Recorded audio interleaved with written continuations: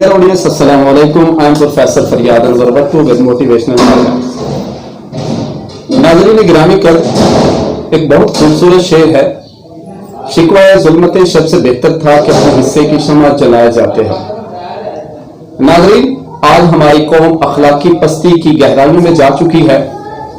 हमारी कौम मुआशरती अक़दार, अखलाकी अक़दार, morality, ethics सब चीज़ों में ज़वाल का शिकार है। और ये वो चंद बीमारियां हैं जिनकी तशखीस हर बंदा करता नजर आता है, लेकिन इनका इलाज करता कोई नजर नहीं आता। लेकिन इकबाल का शेर, नहीं ना उम्मीद इकबाल अपनी किश्ते वीरां से, जरा नम हो तो ये मिट्टी बड़ी जरखेज है साकी। इस शेर का मिस्ताक इस कौम के चंद अफराद जो आज भी इस कौम की तामीर और तश्कील के अंदर अपना वक्त, अपना पैसा सर्व करते नजर आते हैं और अपनी तमाम तवानाइयां कौम की बेहतरी के लिए सर्व करते नजर आते हैं। नाज़रीन, यहाँ पे आपको बताते चले, आज शोबा तालीम, एजुकेशन जो है वो एक कारोबार बन चुका है। लेकिन इसके अंदर भी चंद दरवेश सिर्फ इंसान ऐसे हैं जो तालीम को खिदमत के जज्बे से कर रहे हैं। नाज़रीन, बातें चलती रहेंगी, लेकिन अभी मैं अपने मुअज़्ज़ज़ मेहमान का तारुफ करवाता जाऊं। मैं समझता हूं कि वो किसी तारुफ के मोहताज नहीं, लेकिन मैं अपने चंद अल्फाज जो है उनकी नजर करूंगा। हमारे आज के मेहमान हैं फखरे ननकाना, मोहसिन ननकाना। मोहसिन ननकाना मैं इसलिए कह रहा हूं कि जो लोग दौलत बनाते हैं, जो लोग मकान बनाते हैं, वो लोग जैसे मरते हैं तो वो मर जाते हैं, उनका नाम भी मर जाता है। लेकिन सर मेरे पास मौजूद हैं, इनको मोहसिन ननकाना मैं इसलिए कह रहा हूं कि ये उन लोगों में से हैं जो लोग कौमें बनाते हैं, और कौमें कभी मरा नहीं करती, नजरिए कभी मरा नहीं करते। तो नाज़रीन, आज हमारे एजुकेशनल हाइलाइट्स के मेहमान हैं जनाब चौधरी मोहम्मद यासीन साहब, जो कि ननकाना के एक बहुत बड़े और अजीम इंस्टीट्यूट इदारे पाक गर्जन एजुकेशन सिस्टम के प्रिंसिपल हैं, और प्राइवेट स्कूल्स एसोसिएशन जो है उसके अंदर भी उनके मुतअद्दिद बार वो उसके सदर रह चुके हैं और मुख्तलिफ ओहदों के ऊपर वो काम कर चुके हैं। नाज़रीन, पाक गैरिजन का तारुफ करवाता जाऊं। पाक गैरिजन आज ननकाना नहीं बल्कि पंजाब का एक नुमाया और दरख्शां इदारा बन चुका है। पाक गैरिजन एक रिहायशी इदारा, यहाँ पर कैडेट्स बनते हैं, यहाँ पर हॉस्टल की सहूलत है जिसमें सैकड़ों बच्चे रिहायश पजीर हैं जो कि ज़ेवर तालीम से खुद को आरास्ता करते नजर आते हैं।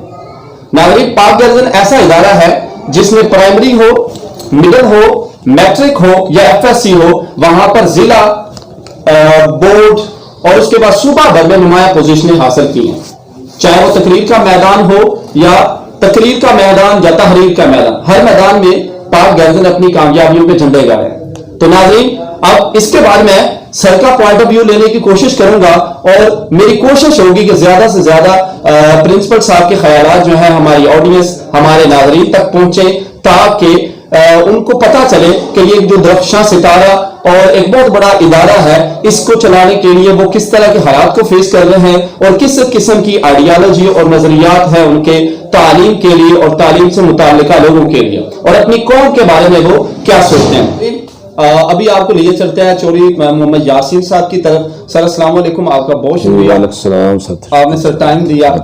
जैसे कि आज हमने देखा, आपने अपने असातिज़ा के एजाज में एक बहुत बड़ा ज़ोहराना दिया, जहां पर आप उस्ताद की अजमत का एतराफ़ करते नजर और अपने असातिज़ा को आपने सल्यूट पेश किया।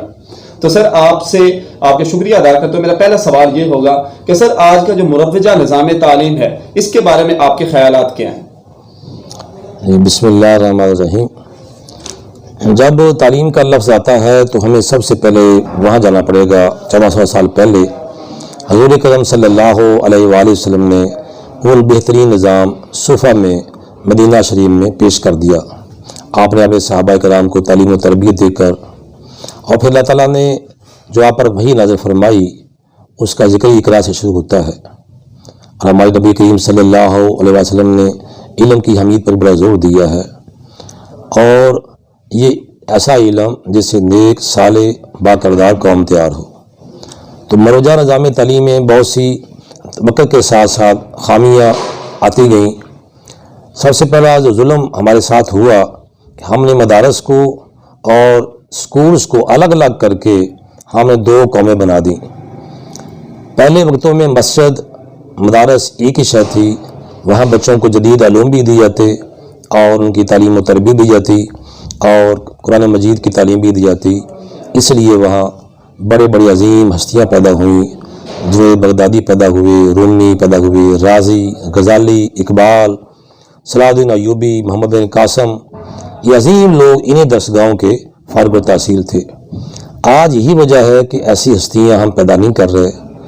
آج بہت سے ہمارے جو بچے ہیں وہ باکردار اور صالح پیدا نہیں ہو رہے، جب ہم نے ان دونوں چیزوں کو الگ الگ کر دیا۔ ہمارے جو اساتذہ ہیں ان کی جدید خطوط پر تعلیم و تربیت ان کی بھی ہو، ان کی ورکشاپس ہوں، تاکہ جو پاکستان کا نظریہ ہے، جو ہماری اسلام کی جو آئیڈیالوجی ہے، وہ ان کو انڈرسٹینڈ کر کے باکردار اور صالح ہو کر طلباء کو اسی طرح ایک عظیم لیڈر رہنما کے طور پر قوم کو پیش کریں۔ تو ذریعہ تعلیم جو ہے وہ اردو ہو، سلیبس پر نظر ثانی ہو، جو اساتذہ ہیں جو اس اہل ہیں ان کو یہ پرائرٹی دی جائیں، جو اساتذہ کرام ہیں ان کو اس معاشرے میں مقام دیا جائے، اور جو حکومت پاکستان ہے وہ اس تعلیم کے شعبوں پر ایمرجنسی لگائے اور تمام جو وسائل ہیں، میکسیمم وسائل وہ ایجوکیشن پر صرف کرے، اور جو بھی قومیں ترقی کرتی ہیں ان کا ذریعہ تعلیم ان کی اپنی زبان ہوتی ہے، اور وہ پوری وسائل ایجوکیشن پر صرف کرتی ہیں۔ وہ قومیں پھر سائنس اور ٹیکنالوجی میں صرف ترقی کرتی ہیں، بلکہ اپنے مذہب، اپنے دین، اپنے اخلاق اور نظریات میں بھی وہ قومیں آگے نکل جاتی ہیں۔ ناظرین، بڑی خوبصورت بات۔ آج کی جو ہماری محفل ہے اس کو ہم انٹرویو سے زیادہ پیغام کی صورت میں لانے کی کوشش کریں گے، تو ہم نے سر سے ریکویسٹ کی تھی کہ آپ کے خیالات جو ان کو آڈینس کے سامنے رکھا جائے، اور سر نے بڑی خوبصورت بات کی کہ ہم نے مسجد اور مدرسہ کو الگ کر دیا اور سکول کو الگ کر دیا۔ ہماری پستی کی ایک بہت بڑی وجہ اور سبب یہ ہے۔ اس کے بعد ہماری قومی زبان جو ہے اس کے ساتھ بھی ہمارا جو رویہ ہے وہ بھی ایک الگ سے پریشانی کا سبب ہے۔ ناظرین، سر کی طرف جائیں گے۔ اگلا سوال جو ہوگا، سر آپ مردم شناس ہیں ماشاءاللہ، بہت اچھے مینیجر ہیں۔ آپ نے اگر گیرزن کے اندر، میں گیرزن کا حصہ ہوں تو میں بہتر جانتا ہوں اس چیز کو کہ آپ نے پرائمری سطح پر وہاں پر مدثر صاحب، مسعود صاحب، کاشف صاحب، مڈل میں آ جائیں اشرف صاحب، سعید صاحب، عمران صادق صاحب، ہائی میں آ جائیں زبیر صاحب، امجد صاحب، ذاکر صاحب، اس طرح کالج میں آ جائیں رائے وقار صاحب، شرجیل آفتاب صاحب، اس کے بعد شہزاد صاحب۔ آپ نے نگینے اکٹھے کر دی ہیں، اور آپ کو دیکھ کے کبھی بھی ایسا نہیں لگتا کہ آپ ابھی تک کی آپ کی جو ایفرٹس ہیں ان سے آپ مطمئن ہیں۔ آپ کے اندر وہ ایسے ہی لگتا ہے جیسے خوب سے خوب تر کی ہے جستجو، آپ کچھ اور کرنا چاہتے ہیں۔ تو سر، کیا آپ سمجھتے ہیں کہ آپ کا جو مشن تھا اس میں آج تک آپ سکسیسفل ہو چکے ہیں، یا ابھی تک آپ کے اندر اور بھی پیاس ہے، آپ کچھ اور کرنا چاہتے ہیں؟ یہ ابھی تک تو ہم بہت پیچھے ہیں، میں سمجھتا ہوں ابھی تک کچھ نہیں کیا۔ یہ تو اگر زندگی کے ساتھ ہے، ابھی تو ابتدا ہے، اور ہم چاہتے ہیں کہ ہم اس وقت جو ہے منزل کے قریب ہوں گے جب ہمارا نظام تعلیم ایسا ہوگا کہ وہ ہم عظیم ہستیاں جو قرون اولیٰ میں تھیں، جو عظیم صوفیہ کرام پیدا کرتی تھیں، جہاں بوری سینا، ابو ہاشم جیسے عظیم لوگ پیدا ہوئے، جہاں رومی اور غزالی کی طرح لوگ پیدا ہوئے، ایسی قوم، ایسی کھیپ ہم نے تیار کرنی ہے۔ تو جو اساتذہ کرام جن کا آپ نے نام لیا ہے، بے شک وہ ہمارے بہت اچھے قابل احترام اور رسپیکٹیبل ٹیچرز، محنتی ذمہ دار ہیں۔ جو بھی بندہ اپنے مشن کو سمجھ لیتا ہے، اقبال نے فرمایا کہ عقابی روح جب بیدار ہوتی ہے جوانوں میں، نظر آتی ہے ان کو اپنی منزل آسمانوں میں، تو وہ روح، وہ مرد مومن کی روح تو ہر انسان کے اندر ہے، جو اس کو پہچان لیتا ہے، اس کی پرکھ کر لیتا ہے، اس کو نکھار لیتا ہے، تو وہ آگے نکل جاتا ہے۔ اور میں خراج تحسین پیش کرتا ہوں اپنے عظیم اساتذہ کرام کو، جو اس مشن میں، تعلیمی مشن کو آگے پھیلانے میں میرے شانہ بشانہ کام کر رہے ہیں۔ آپ کی بڑی کاوشیں ہیں، اللہ تعالیٰ آپ کو دنیا اور آخرت میں کامیاب کرے، اور میرے تمام اساتذہ کرام کو دنیا آخرت میں کامیاب کرے۔ تو ہماری یہی کوشش ہے، ایک ہر وقت جو بھی کام ہوتا ہے وہ ایک ٹیم ورک ہوتا ہے۔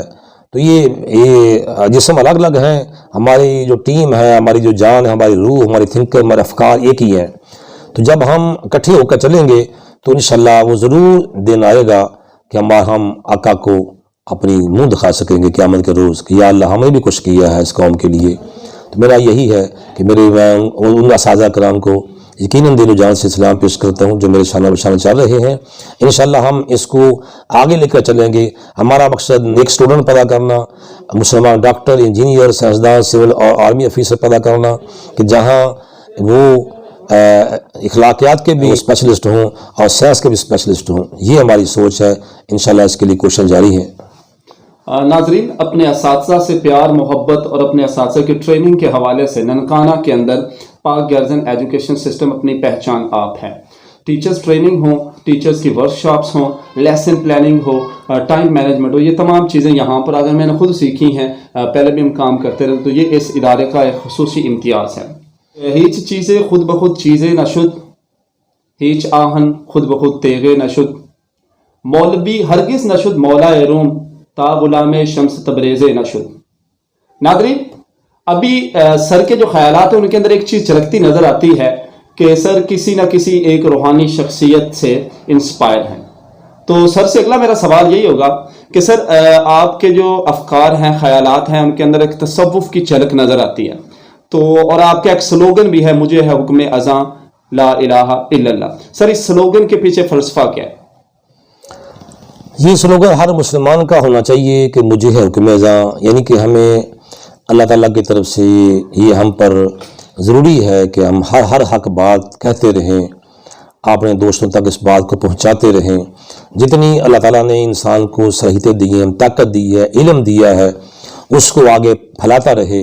ہمارا کام ہے کہ اذان دیتے رہنا، حق کی بات کرتے رہنا، اور جن لوگوں کی قسمت میں اور مقدر میں اللہ تعالیٰ نے ہدایت لکھی ہے وہ ضرور پھر اذان سن کر جس طرح مسجد میں جاتے ہیں پھر وہ اس مشن کی طرف بھی آتے ہیں. تو یہ جو ہماری سب سے بڑے شخصیت ہیں، عظیم ترین حضور کرم صلی اللہ علیہ وآلہ وسلم، جن سے ہر کسی کو انسپائر ہونا چاہیے. آپ کا اسوہ حسنہ ہمارے لیے نمونہ اور ماڈل ہے. ان کا ایک کلمہ ہمارے لیے قابل تقلید ہے.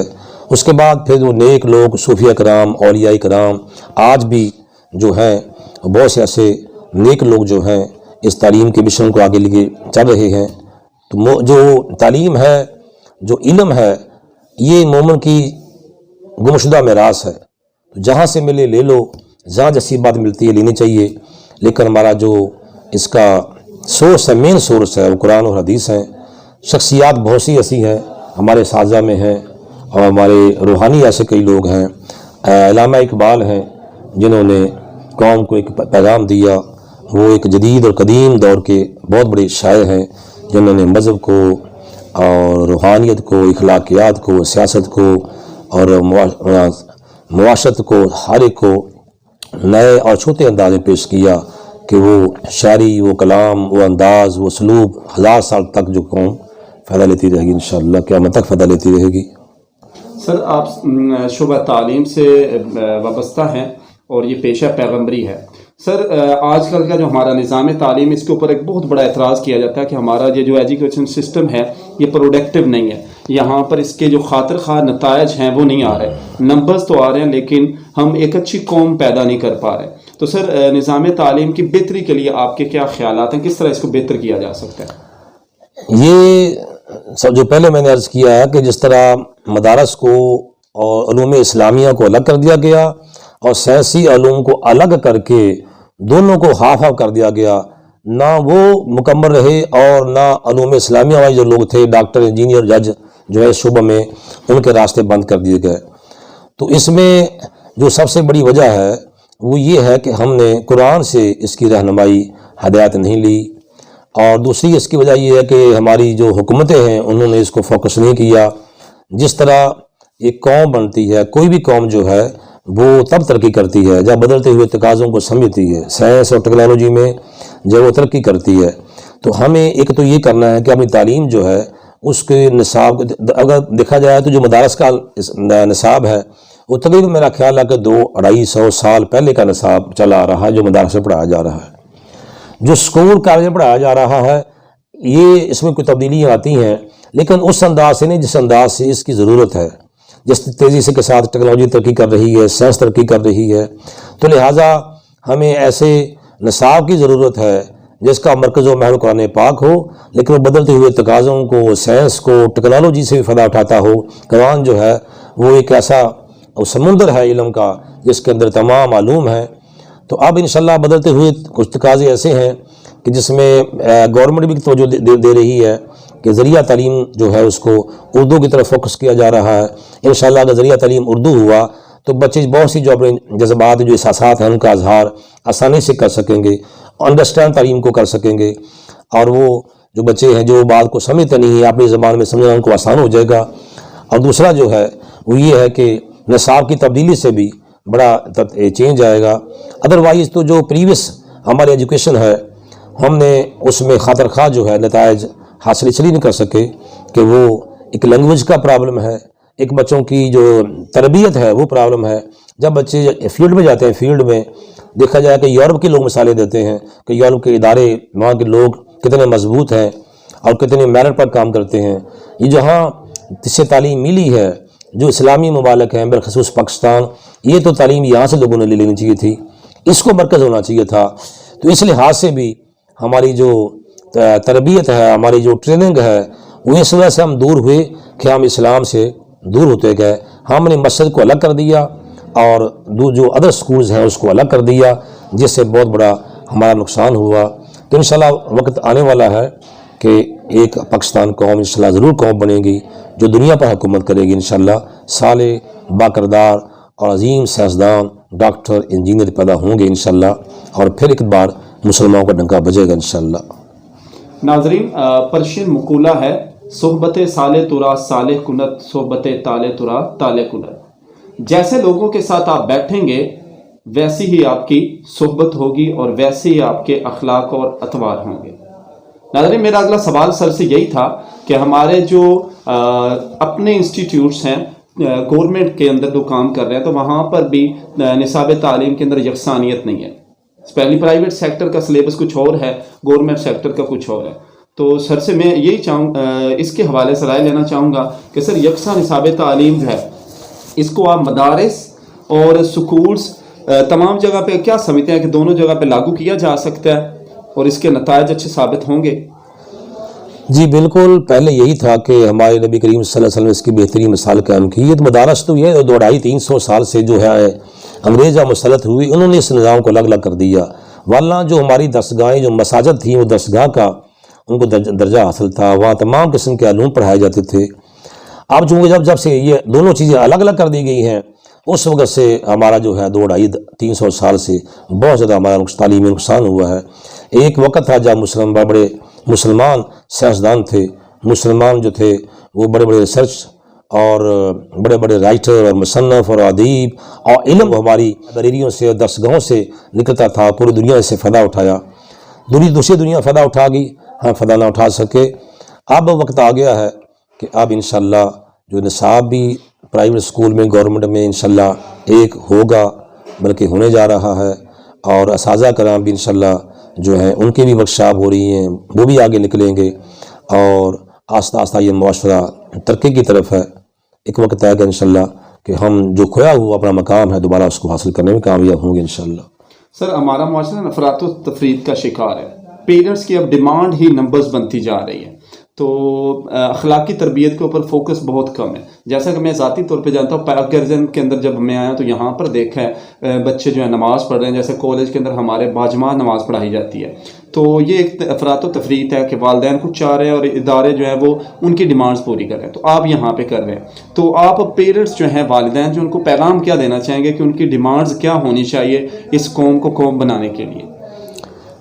تعلیمی بدقسمتی سے بہت سے تعلیمی ادارے جو ہیں ہمارے پرائیویٹ طور پر کمرشلزم کا شکار ہو گئے ہیں، اور جب اداروں نے یہ کمرشل ہو گیا تو اس کے ساتھ ساتھ جو والدین ہیں ان پر بھی یہی رنگ ان کو پکڑا کہ جہاں فیس دے رہے ہیں بچوں کو پڑھا رہے ہیں۔ تو ہمارا جو اصل مقصد تھا کہ تعلیم انسان کو چینج کرتی ہے، ایجوکیشن انسان کے نظریات کو، خیالات کو بدلتی ہے۔ جو ایجوکیشن ہے وہ انسان کو اپنے مذہب کے قریب لاتی ہے۔ ہمارا اسلامی معاشرہ ہے، ہمیں تعلیم سکھاتی ہے کہ اساتذہ کا احترام کیا ہے، والدین کا احترام کیا ہے، اور ہمارا ٹائم ٹیبل کیا ہونا چاہیے۔ ہماری سوسائٹی اور ہماری محفل، ہمارے دوست قسم ہونے چاہیے، لیکن بدقسمتی سے ہم نے اپنی ڈیمانڈ اور جو ریکوائرمنٹ ہے وہ سطحی سی رکھ کر ہم نے یہ دیکھا کہ اس کے نمبر اتنے بیٹے کے، میرے اتنے نمبر کیوں نہیں ہیں، لیکن ہم نے اس طرف نظر نہیں کی کہ ہمارے نبی نے فرمایا کہ جو نیک اولاد ہے وہ صدقہ جاریہ ہوتی ہے، اور جو نیک اور سارے اولاد اگر ہماری ہوگی تو ہماری دنیا اور آخرت میں کامیابی کا سبب بنے گی۔ تو ہم پاک گرزن ہائی سیکنڈری اسکول میں ہمارا الحمدللہ یہ ضروری ہے کہ ہر اسٹوڈنٹ جو ہے وضو کر کے آئے، 5 وقت کی نماز پڑھے، اور جو بیسک دینی اور اسلامی تعلیم ہے ہر ایک کو آتی ہو، نماز جو ہے وہ باقاعدہ پڑھتا ہو اور والدین کا احترام کرے، استاد کا احترام کرے، تو تعلیم تو انسان کے کریکٹر کو بدلتی ہے، کردار کو بدلتی ہے، گفتار و کردار کا غازی بناتی ہے۔ اگر وہ ایجوکیشن جو انسان کو گفتار و کردار کا غازی نہیں بناتی، وہ کھوکھلی ہے۔ ایسی تعلیم جو ہے جو بے عمل ہے، اس تعلیم کا کوئی فائدہ نہیں۔ جو عمل کے بغیر تعلیم ہوتی ہے، وہ کوئی بھی تعلیم ہو، وہ معاشرے، وہ ملک، وہ قومیں برباد ہو جاتی ہیں۔ تو ہمارا پھر وہی بات ہے کہ ہمارا سب سے جو بڑا مسئلہ ہے وہ ہے یہ ہے کہ ہم قرآن پاک سے دور ہیں۔ جب یہ پوری قوم ایک ہو کر ہمارا جو سلیبس کا جو ہمارا مین سورس ہے وہ قرآن پاک ہے اور احادیث مبارک ہے، ہم وہاں سے لیں اور قرآن کے ساتھ جڑ جائیں، روزانہ 2 یا 4 آیات ترجمے کے ساتھ سمجھ کر پڑھیں، تو انشاءاللہ ہماری نظریات بدلیں گے، والدین کے خیالات بدلیں گے۔ اب ہم بدقسمتی سے اگر والدین جو ہیں وہ مسجد سے، نماز سے دور ہیں، تو بچے کیسے جائیں گے؟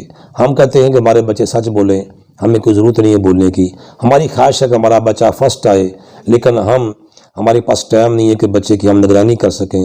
ہم چاہتے ہیں کہ ہمارا بچہ جو ہے وہ دنیا میں حکومت کرے اور نیک اور صالح ہو، لیکن ہم نے نہ قرآن کو کھول کے کبھی نہیں دیکھا۔ ہم ان کے سامنے اگر جھوٹ بولتے ہیں، اگر ہم بڑوں کا احترام نہیں کرتے، تو پھر ہمارا بچہ کیسے ہمارا احترام کرے گا؟ اس طرح پھر آہستہ آہستہ سوسائٹی کھوکھلی ہو جاتی ہے اور یہ معاشرہ جو ہے یہ تباہ ہو جاتا ہے۔ اس میں افراتفری اور دنیا میں بھی ناکامی اور آخرت میں بھی ناکامی۔ اس کا واحد حل ہی جو ہمارا عظیم ترین مذہب دین اسلام ہے اور رہنما اصول جو ہے ہمارے نبی نے فرما دیے اور قرآن پاک نے ایسی جو تعلیم دی ہے، اگر ہم ان کے ساتھ جڑ جائیں گے، ہمارا مرکز و محور حضور اکرم صلی اللہ علیہ وسلم اور آپ کی سیرت مبارکہ اسوہ حسنہ اور قرآن پاک ہوگا، تو انشاءاللہ یہ قوم، یہ ملک سب دنیا سے آگے جائے گا، ہماری سوچ بدل جائے گی۔ تو والدین سے میری یہی ریکویسٹ ہے کہ وہ اپنے بچوں کو سب سے پہلے ایک ایسا گفٹ بنائیں جو صدقہ جاریہ ہو، ان کی تعلیم کے ساتھ ہم سے، ہمارے اداروں سے ان کی تربیت ڈیمانڈ کریں، اور والدین بھی اپنے اولاد کو وقت اور ٹائم دیں کہ وہ جو بچہ ہے وہ عاشق رسول بنے، وہ نمازی ہو، اور جو ایک روحانی لباس وضو ہے ہمیشہ باوضو رہتا ہو، تو بالترتیب وہ گھر میں پھر ان کے رحمتیں آئیں گی، فضل آئے گا۔ بچہ صبح اٹھ کر قرآن مجید پڑھے، نماز پڑھے اور اپنے ٹائم کی پابندی کرے، ٹائم کے مطابق جو ہے وہ اپنی زندگی کو گزارے، کب سونا ہے، کب اٹھنا ہے۔ تو یہ والدین کو خاص کر اپنے بچوں کی جو ہے، اگر والدین اپنے بچوں کو پڑھا دیں گے، وہ نمبر لے لے گا، والدین اس دنیا سے چلے جائیں گے، تو کیا ملے گا ان کو اگر وہ بچہ صالح اور نیک نہیں ہے؟ تو میری ریکویسٹ ہے والدین سے، پلیز یہ آپ جہاد کریں، اپنا میکسیمم ٹائم اپنے کاروبار کے ساتھ اپنے بچوں کو بھی دیں، ان کو اپنے لیے اور آخرت کے لیے تحفہ بنائیں، تاکہ وہ دنیا اور آخرت میں ہماری کامیابی کا سبب بنے۔ ناظرین، میں نے شعر پڑھا تھا، شکوائے ظلمت شب سے بہتر تھا کہ اپنے حصے کی شمع جلائے جاتے ہم۔ جب سے میں نے یہ چینل شروع کیا موٹیویشنل ہائی لائٹس یوٹیوب پہ، تو میری جو آڈینس ہے اس میں میرے اسٹوڈنٹس کی ایک بہت بڑی تعداد ہے اور ٹیچرز کافی زیادہ دوست ہیں، تو انہوں نے بارہا کہا کہ پرنسپل چودھری محمد یاسین صاحب کا پوائنٹ آف ویو جو ہے وہ ہمارے سامنے لایا جائے، ان کا انٹرویو کیا جائے۔ تو آج سر کا انٹرویو کیا اور سر کے خیالات آپ کے سامنے پیش کیے جا رہے ہیں، اور میری اپنے اساتذہ سے، اپنی آڈینس سے یہی ریکویسٹ ہوگی کہ سر کے جو خیالات ہیں کہ ہماری جو تعلیم ہے اس کے اندر ہم نے قرآن اور اسلام کا فلسفہ جو ہے اس کو فراموش کر دیا، تو اس کو ہماری تعلیم کے اندر شامل ہونا چاہیے۔ اور سر جیسے اپنے تئیں کوشش کر رہے ہیں کہ وہ اپنے ادارے کے اندر ان پالیسیوں کو لاگو کر رہے ہیں، تو تمام دوستوں سے میری ریکویسٹ ہے، والدین سے، طلباء سے اور ٹیچرز سے، کہ وہ تعلیم کے اندر صرف نمبرز نہیں بلکہ وہاں پر وہ اخلاق کو بھی پریفر کریں۔ تو اس شعر کے ساتھ عرفی تو میں اندیز غوغائے رقیباں، آواز سگاں کم نہ کن رزق گدارا، سر کے سے ہم اجازت لیں گے اور ہم نیک خواہشات کا اظہار کرتے ہیں کہ پاک گیزن ایجوکیشن سسٹم جو ہے وہ دن دگنی رات چگنی ترقی کرے اور اسی طرح وہ بلندیوں کی طرف پرواز کرتا ہے۔ بس تھینک یو سر، بہت شکریہ، آپ نے ٹائم دیا سر۔ Thank you sir.